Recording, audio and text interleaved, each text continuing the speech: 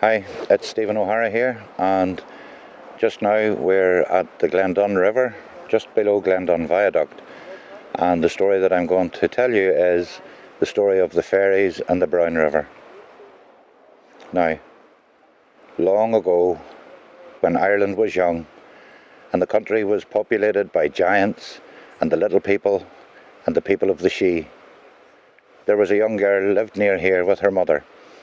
She was a good girl. She always helped round the farm with the chores, and she went every day to the river to collect drinking water for the family, because the river was so clear and so clean that it was the best drinking water in Ireland. And she never rushed to the river. When she went with her pail, she dilly-dallied. She was a dreamer. Her eye would be caught by a cloud that looked like a bull, or she'd see a field of wildflowers on the far side of the river, or she'd hear a deer skittering about in the undergrowth, and she'd stop to see if she could catch a glimpse of it. So this day, when she arrived at the river, she was 10 or so yards back from the river, and she heard a strange sound, and she hid in behind a tree, and she peered round, and at the water's edge there was a tiny little old woman, down on her knees, working her hands back and forth on a washboard, and she was singing as she worked, and she sang, "He's my hero, my dashing darling, he's my hero, my own true love. I've known no rest but only sorrow since he went far away." She was intrigued, and she looked at the old woman, and she noticed that there were a lot of creases round her mouth, and she knew that she was an old lady that liked to laugh. But there was an equal number of creases round her eyes, and she realised that the little old woman had also experienced tears very often. Her long grey hair was loose and hung round her shoulders, and it reflected the light from the sun that poked through the trees, and she continued washing and scrubbing and washing and scrubbing. And the young girl looked at what she was washing, and she noticed the tiniest little white shirt, no bigger than the distance between your finger and your thumb. And she scrubbed them and washed them, and then slapped them on a rock and set them to the side. Next came a pile of tiny little trousers. Trousers no bigger than the length of your hand. And she started again with the same rhythm back and forth, and singing, "He's my hero, my dashing darling, he's my hero, my own true love. I've known no rest but only sorrow since he went far away." And at this the young girl got the courage to go forward and speak to her. Up until then, she'd been afraid to disturb her, because there were lots of stories about the people of the She, and they were everywhere in Ireland at that time, and if you disturbed them or crossed them, they could bring down a terrible curse on you. But she felt emboldened to go forward, and she went up and she said, "Excuse me." And the old woman smiled and looked up, and she said, "Yes, dear." And she said, "Could you tell me, what are these tiny little clothes that you're washing at the river?"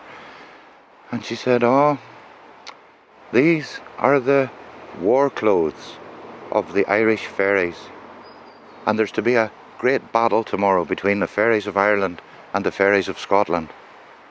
And when we send our boys out into battle, we like them to look really good.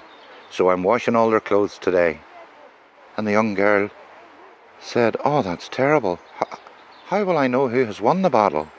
And the old lady said, "If you come back here tomorrow to this very spot at this very time and look at the river, if the river flows clean and clear, you'll know that the Irish fairies won. But if the river flows brown, you'll know that the blood from their war shirts has stained the river forever." And the young girl thanked her, and as she walked away, the old lady brought out a pile of white stockings. Tiny wee things, no bigger than your finger.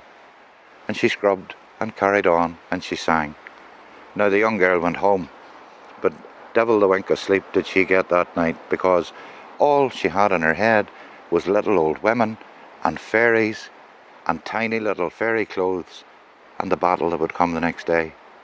When she rose in the morning, she went about her chores, but when she was lifting in the eggs from the hens, all she could think of, how's the battle going? And as she milked the cow, she wondered, will I ever see the fairies again? And the day wore on slowly enough, but evening time came, and she said to her mother, I'm just taking the pail here to go back to the river for some water. And she did, but today she didn't dilly-dally. She went as fast as her legs would carry her. And as she approached the river bank, she was almost afraid to get there for what she would find. So she closed her eyes, and she walked forward with her eyes closed right to the river bank until she heard the water rushing past. And then she took a deep sigh, and she opened her eyes, and she looked, and her heart sank to her boots, because the river was as brown as peat. And she turned her head up the glen, and she turned her head down towards the sea, but it was the same through its entire length. The river was as brown as the turf that was in their shed at home. And she filled her water from the river, and she walked back home, and she told her mother everything that she'd experienced. And her mother said, Aye, right enough, I've heard of such things happening. Do you know, maybe that river should be called the River Dun, because in Irish, of course, the word dun means brown, and from that day till this, the river has been called the River Dun. And the glen through which it flows took its name from it, and it is called Glendun, where we're standing now. And as the river reaches the sea, the people built a village, and the village there is called Cushendun, which means the place beside the brown river. Now, lots of fairies lost their lives that day, and that might explain why fairy sightings are so rare these days. People haven't seen fairies in Glendun very often, but they're still here.